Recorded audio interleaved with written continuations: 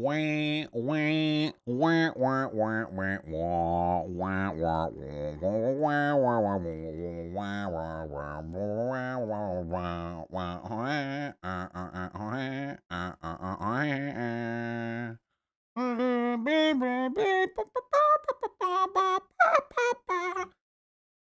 guys know the Rainbow Ride from '64? Come on, I know that was recognizable. I know at least some of you knew what that was. You remember? You jump on down to the platform. You jump in. You fall onto the platform. Do it again. No, it's okay. How are you all doing? Good enough, I hope. That didn't even sound like music, Vosh. Yeah, wow, pretty. Whew, that's a lot of cultural imperialism coming out of chat right now. Jesus. Hey, I'm sorry. Just because I'm recreating the legendary musical talents of the Japanese doesn't mean that you all can shit in it. What, is everything that's Japanese not real? What? Is Mario not real? Well, wait. Hold on.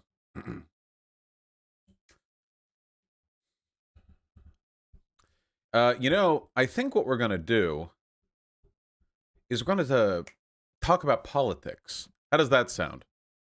Does that sound like a fun departure from what we normally do? We just talk about cock and ball torture? Is this superior? Yeah, it sounds okay.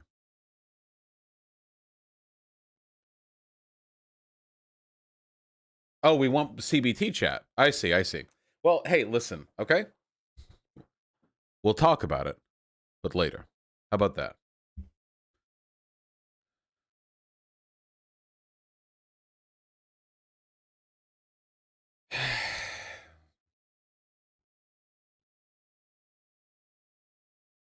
So I assume most of you are aware of the shooting that took place in Boulder just a couple of days ago. And I wanted to talk about it, but then I realized that I still hadn't talked about the previous mass shooting, the one in the Asian, the salons, the parlors that got shot up. And that's life as an American covering politics, isn't it? It's just one after another. I thought, you know, what if instead of discussing any specific shooting, we just talk generally about shootings? And I want to be really honest with it too, because there are a couple of thoughts that I've had about this, and I wondered if we could just lay them out on the table, in a broad sense. So, America is unique in that we have an anomalous number of mass shootings for a country with our level of economic and social development. And I mean massively so. We are well above the average that you would expect from other countries with comparable levels of social development. We're not talking Syria here. We're talking France and Germany and Australia and what have you. We have a lot. And there are a lot of reasons for this. And I've talked about them before. One of them is that God's honest truth. We have so many guns. We have so many guns in this country. There are more firearms in this country than there are people. That's true. That's a real fact right there. And it's kind of crazy if you think about it for long enough. Hundreds of millions of firearms. And that is just not the case in other comparable countries. In Japan, for example, that's not necessarily the case. You actually can see it too, because in the Japanese anime, you can tell you're watching anime not just from the art style, but you can tell because whenever you have these street scuffles, you know what people pull out, the weapons they pull out knives, not not guns. Street scuffles here in America, 12-year-olds beefing with each other on the playground, everyone's armed, Beauty of this country. There's also gun culture. America's pretty unique in that. Oh, looks like the site chat. Hold on. Get back in there. Uh-oh. Looks like it's not going to get back in there. Twitch chat, you're up. Good luck. We'll revisit website chat shortly. There's also gun culture here in the States. There's a really strong relationship between American exceptionalism and the way we treat guns, As we expanded westward in this country and totally settled completely unoccupied land, as we moved westward towards the coast and nothing else bad happened, a gun was considered like a necessary component of survival out there, whether it be for self-defense, hunting purposes. That's as much reality as it is fiction. A lot of this attitude towards firearm ownership also got codified by the way that media kind of invented the Wild West mythos decades later. I mean, the period that we refer to as the Wild West kind of sort of existed for like 30 years, but we've been making Westerns for like 80 years. And most of the famous Westerns, John Wayne and the like, they came from Italy. They came from Italy. They didn't even come from America. It's like this weird cultural manufacture. Whatever. The point is that America has a unique relationship with guns. And between that and a bunch of other really unfortunate, spaghetti Western, hence the term. Between that and a bunch of really complicated socioeconomic factors, we get mass shootings pretty often here in this country. And they only seem to be growing more frequent.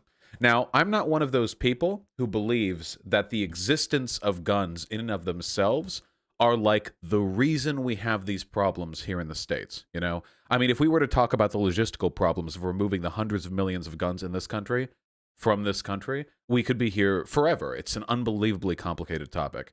To me, it's not so much about the availability of firearms, so that definitely has an impact. It's also about the way culturally we treat guns, the way they're considered to be kind of like the apex of masculine violence, the way they're treated as a tool or an artifact by which people can exact vengeance or impose their strength on others, Because guns don't have to be that. Not every culture treats guns that way.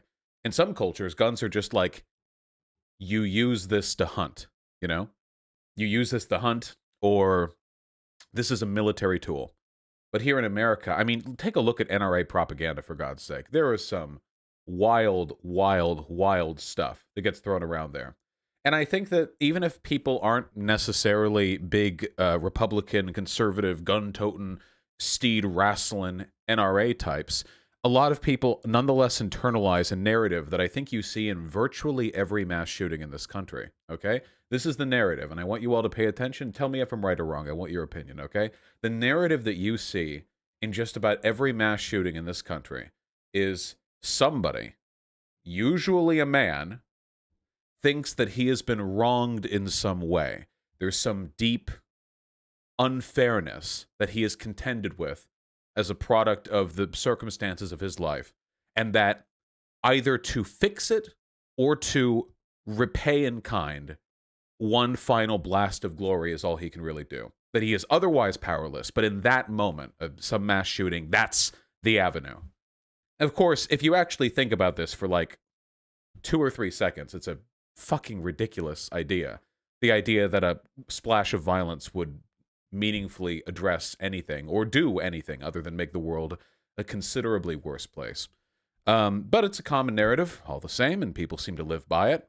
That Boulder shooting that just took place, you know what a lot of people were saying right off the bat? A lot of people were saying it was a white guy.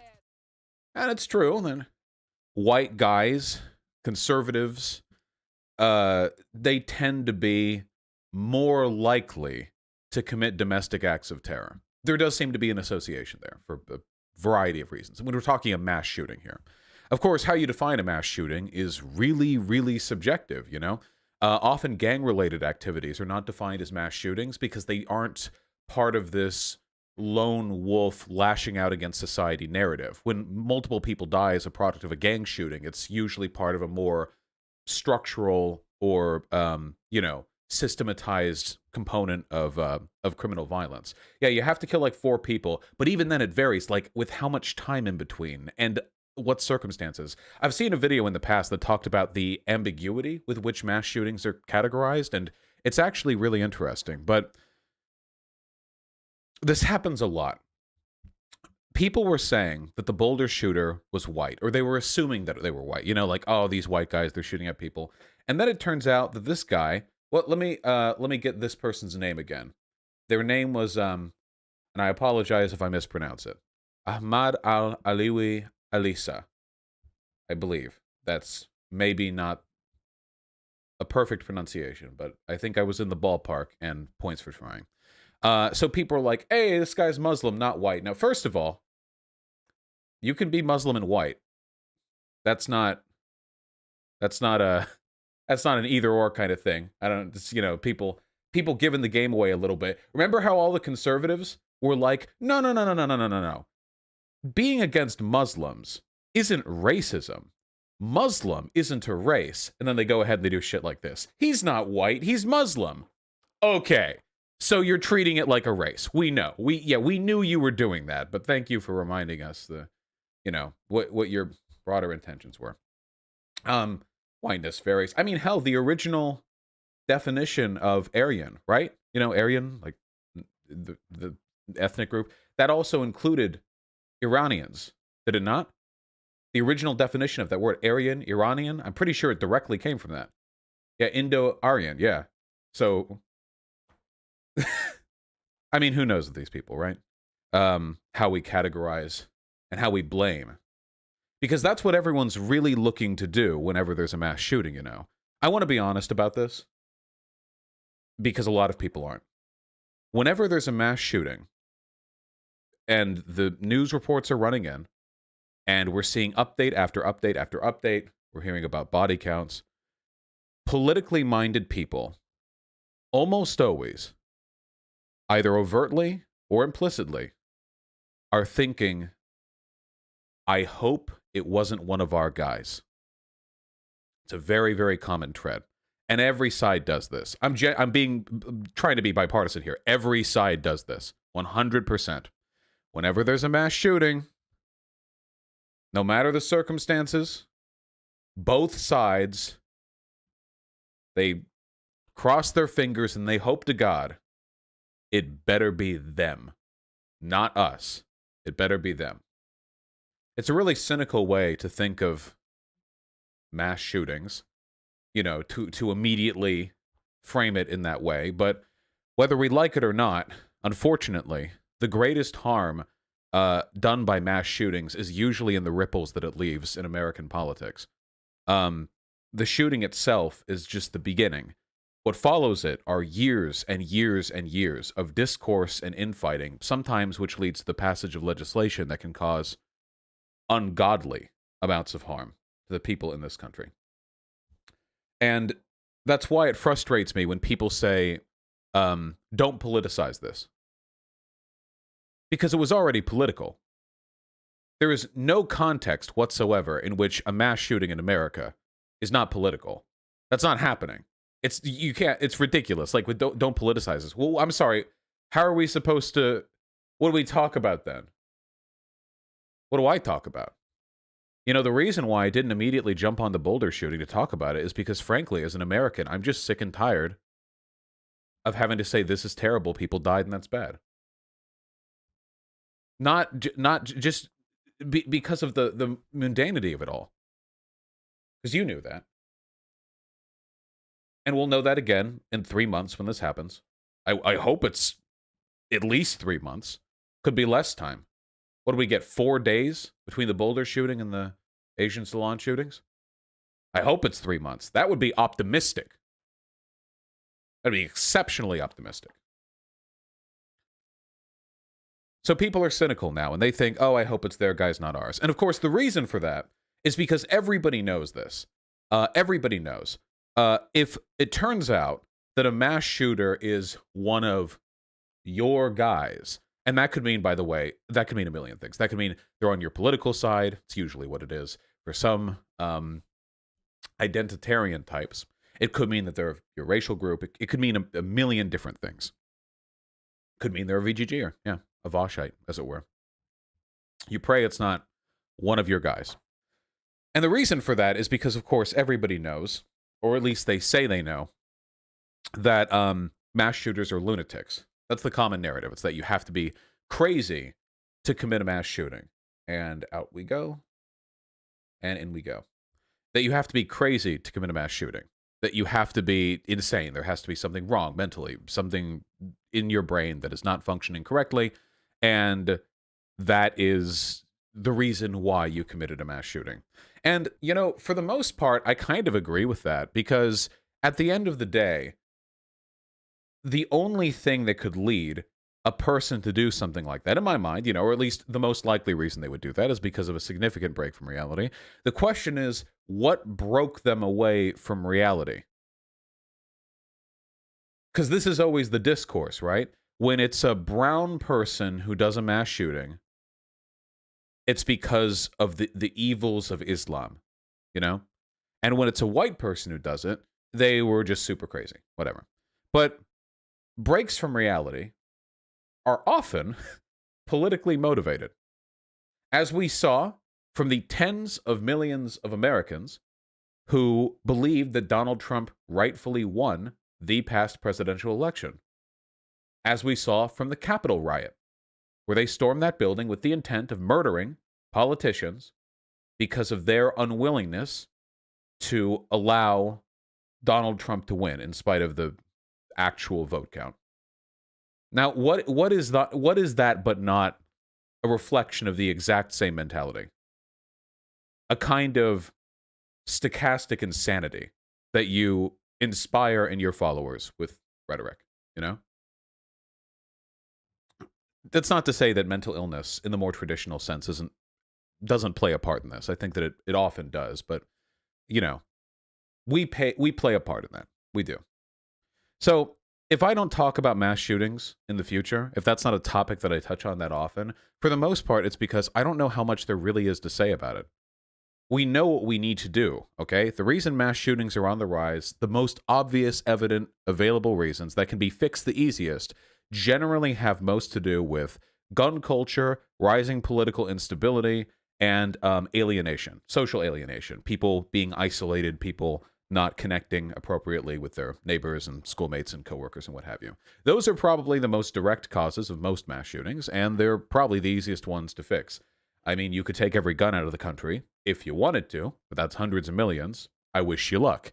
Also got a constitutional amendment to take care of, and I'd work on fixing the other problems first if you really, really want to. So if I don't talk about it in the future, just these are my thoughts on it, okay? And as general rules, you know, probably